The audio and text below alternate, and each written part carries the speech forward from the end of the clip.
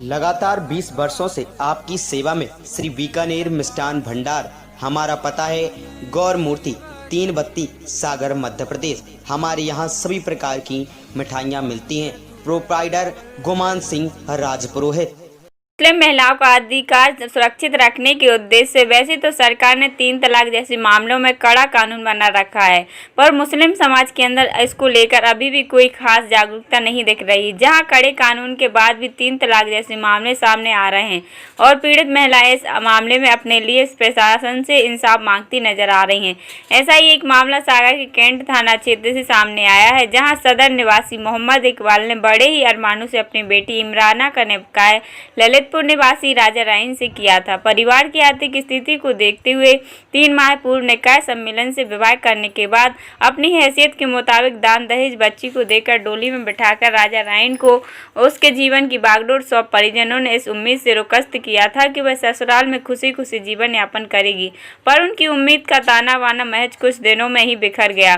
जहाँ ससुराल पहुँचने के बाद पति और ससुराल पक्ष के लोगों ने इमराना पर मायके से दहेज के तौर पर 1 लाख रुपए और मोटरसाइकिल लाने का दबाव बनाकर मानसिक और शारीरिक उत्पीड़न शुरू कर दिया। जिस घर में अपने भविष्य के बेहतर उम्मीद का सपना संजोए जीवन साथी के भरोसे अपने जन्मदाता माता पिता का साथ छोड़ वह पहुंची, वह जीवन साथी दहेज का दानव निकला और उसकी आंखों में भी पति के रिश्ते से ज्यादा दहेज की भूख दिखी। जहां पहली विदाई में ही उनकी मांग पूरी नहीं होने पर ससुराल नहीं आने का बोल उसे मायके भेज दिया। इमराना के परिवार वालों ने बच्ची का जीवन बर्बाद नहीं हो जैसे तैसे ससुराल वालों से मिन्नत कर उनकी मांग को पूरा करने के लिए कुछ समय मांग उसे फिर ससुराल भेज दिया, पर उनकी डिमांड को पूरी नहीं कर पाए। जहां इस बात को लेकर ससुराल पक्ष के लोगों ने फिर इमराना पर जुल्म सितम शुरू कर दिया, जहां आए दिन उसके साथ मारपीट होने लगी। जब इस मामले से मायके वाले इमराना के ससुराल बात करने पहुंचे तो ससुराल पक्ष ने दहेज की पूर्ति के बिना इनकी एक बात नहीं सुनी और दामाद राजा राय ने इमराना को उनके सामने ही 3 बार तलाक कहकर बाहर निकाल दिया।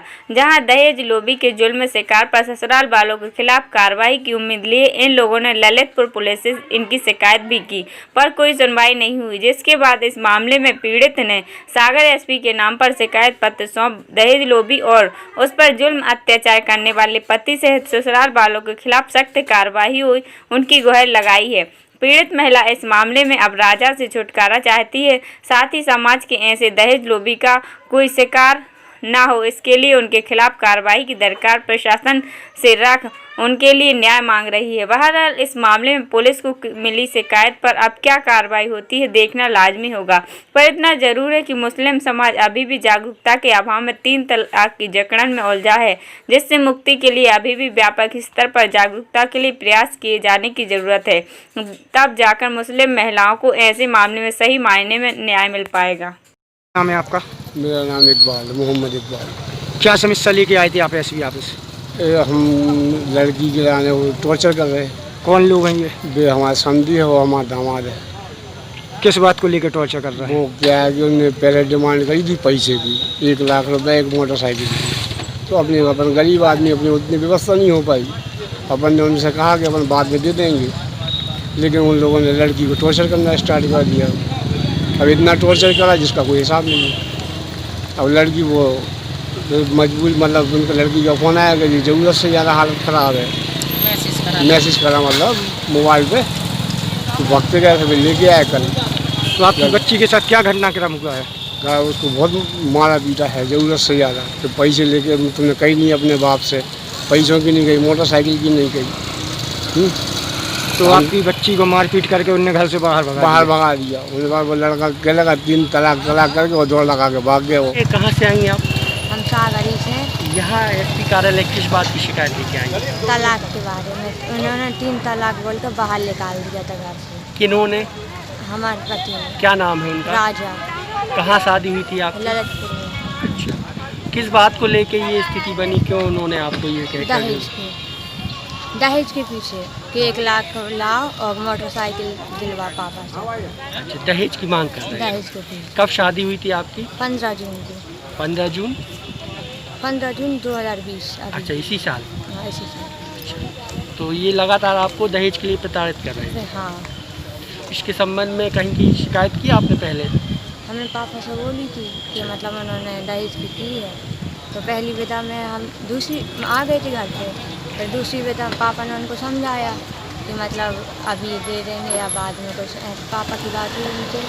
तो फिर वो लेने आए, ले गए थे। फिर दूसरे दिन उन्होंने फिर कहा कि पापा ने पैसे नहीं दिए, ना मोटरसाइकिल दी, तो बहुत मारा है।